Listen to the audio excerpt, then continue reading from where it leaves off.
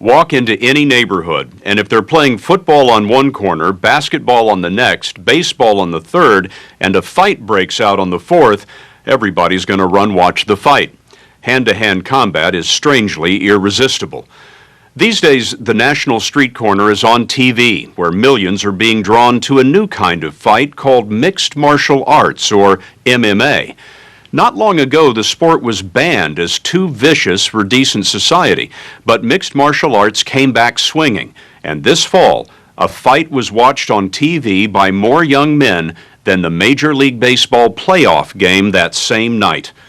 This is the story of how a contest once reviled and banished has become one of the fastest growing sports in America.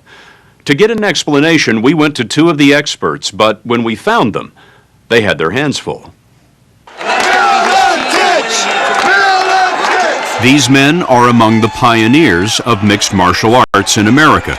That's Pat Miletich in yellow, among the greatest coaches in the sport, fighting Brazilian Renzo Gracie, who helped invent it. You cannot hide who you are once you step on the ring. If you're a coward, that will show it. You can't hide. It doesn't matter how much money you're getting paid, on the moment that the bell rings, the fight comes down. You forget about everything else. You think about surviving, you think about beating up the other guy. The name Gracie is to mixed martial arts as Ford is to cars. In Brazil in the 1920s, the Gracie family invented a new jiu-jitsu. They challenged all comers and nearly always won. They brought their challenge to the U.S. in the 90s in a contest of styles.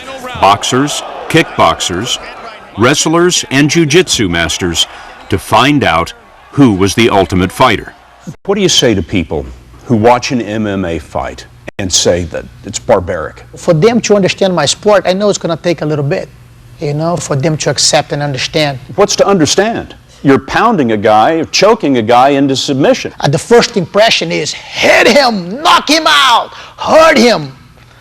But believe it, it goes far beyond that. There's so much technique involved that, to be honest, I think when I see a good fight, I think it makes a Russian ballet look like a uncoordinated body movements. That's a tough ballet. Yes, it's a tough one, that's true. It can be a bloody ballet. Sometimes. But the blood is the sauce of the whole thing. Believe, it's not blood that is coming out. It's a little bit of pride that you are putting out. To prevent too much of that kind of pride spilling out onto the mat, fights can end in a number of ways. There's a knockout or a submission, a throat-squeezing or bone-straining hold that would do real harm if the loser didn't tap his opponent to signal surrender. And if the tap never comes, the ref can always jump in. It used to be boxers were called, okay, this guy's the best pound-for-pound fighter in the world. Now it's, no, you're the best pound-for-pound boxer in the world. These guys are the best pound-for-pound fighters in the world. That's Renzo Gracie's opponent, Pat Miletich, who blended all those combat styles into one. Look, most people are more familiar with boxing. So how do you compare MMA to what we're used to seeing? I would compare boxing to MMA as, checkers to chess. If you take the branches of a tree, all the techniques, if I do one submission hold on you, you have 3 different ways to escape. That's 3 more branches, and I have 3 more moves off of each one of those branches, and then it just keeps going from there. It's very complex.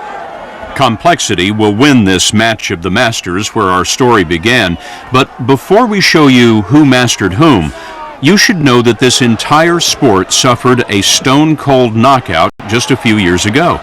Back then, there were virtually no rules. Fighters could stomp, kick to the groin, there were no time limits, and no weight classes. Critics called it human cockfighting. It was barred in many states and banned on TV. In the late 90s, the reputation of Ultimate Fighting Championship was what? Uneducated guerrillas that like to go in there and basically kick the crap out of each other. Fighting out of Davenport, Iowa. If mixed martial arts is in a city or a living room near you, you have Dana White to thank for that. White's a former amateur boxer who thought the fights might be just the thing to draw an audience that advertisers often want most, men ages 18 to 34. That group has been disappearing from TV audiences. So White convinced investors to buy a league, the Ultimate Fighting Championship, or UFC.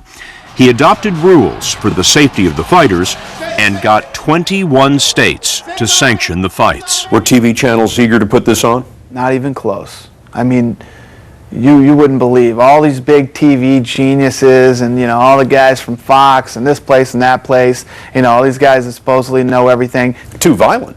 Yeah, they're scared of it. What's more violent than the NFL? What's more violent than the NFL? Come on, in the NFL, they're not throwing punches Really? at each Okay. other. You've Not got- usually. You've got 250-pound men in the best shape they could ever get into, and they're so fast they could run track and field with pads on, running directly into each other head to head. Broken arms, legs getting snapped in half, broken necks. What do you consider violent?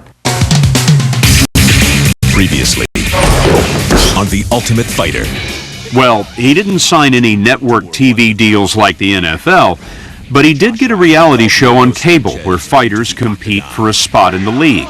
Now, White has 7 TV shows reeling in that young male demographic. His internet site sometimes gets more hits than the NFL. He's got a video game, and his DVDs outsell all other sports. You and your partners bought UFC for what? $2 million. What's it worth now? I don't know. A lot more than $2 million. The smile on your face suggests maybe over $100 million, I'm guessing. Could be. Could be. Could be $1 billion.